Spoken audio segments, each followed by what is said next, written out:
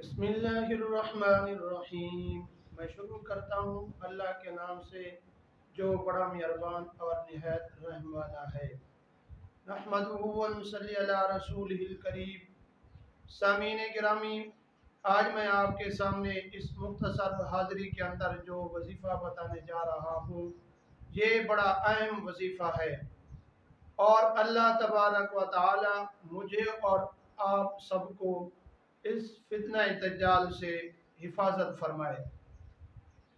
سامعین گرامی، حضرت ابو ہریرہ رضی اللہ تعالی عنہ حضرت عبداللہ بن عباس رضی اللہ تعالی عنہ سے روایت نقل فرماتے ہیں کہ فرمایا کہ حضور صلی اللہ علیہ وسلم نے ارشاد فرمایا کہ جو آدمی جمعے کے رات سورۃ کاف کی آیات پوری سورت یہ تلاوت فرمائے گا، اللہ تبارک و تعالی اس کے جتنے بھی اگلے جمعے تک جتنے بھی گناہ ہوں گے اللہ تبارک و تعالی وہ معاف فرما دیں گے، اور اس کے گھر سے لے کر مکہ مکرمہ تک اللہ تبارک و تعالی نور سے بھر دیں گے۔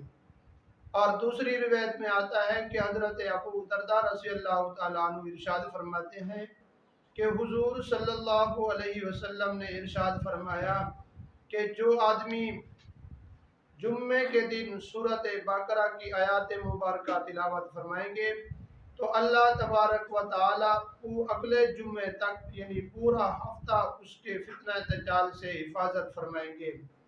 وما علینا الا البلاغ المبین۔